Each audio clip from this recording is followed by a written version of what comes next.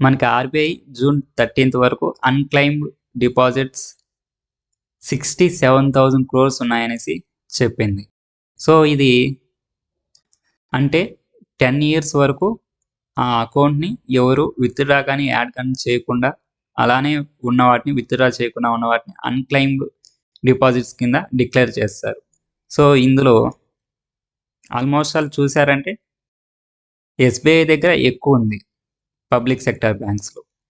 మన పేరు మీద ఏదైనా అన్‌క్లెయిమ్డ్ డిపాజిట్స్ ఉన్నాయా? లేదా మన ఫ్యామిలీ పైన ఏదైనా అన్‌క్లెయిమ్డ్ డిపాజిట్స్ ఉన్నాయా అని తెలుసుకోవడానికి మీరు ఆర్‌బీఐ లాంచ్ చేసిన యూడీజీఐఎంలో మీరు రిజిస్టర్ అయ్యి, మీరు మీ పేరు మీద ఉన్న అన్‌క్లెయిమ్డ్ డిపాజిట్ మీరు చెక్ చేసుకోవచ్చు. అంటే ఒక్కసారికి మీరు ఆల్మోస్ట్ ఆల్ 10 బ్యాంక్స్‌లో మీరు చెక్ చేసుకోవచ్చు.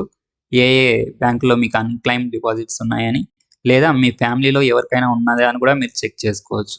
ఒకవేళ మీ ఫ్యామిలీలో ఎవరి పేరు మీదైనా అన్‌క్లెయిమ్డ్ డిపాజిట్స్ ఉంటే, మీరు ఏ బ్యాంక్‌లో ఉన్నాయో మీరు తెలుసుకోవచ్చు. ఆ బ్యాంక్‌కి వెళ్లి మీరు లీగల్‌గా మీ రిలేటివ్, మీ ఫాదర్, మీ మదర్ అనే సర్టిఫికేట్స్ మీరు ప్రూవ్ చేసుకోవాల్సుంటది. మీ డాక్యుమెంట్స్ మీరు ఇచ్చారంటే అవి వెరిఫై చేసి మీకు ఆ డిపాజిట్స్ అనేది క్లెయిమ్ చేస్తారు.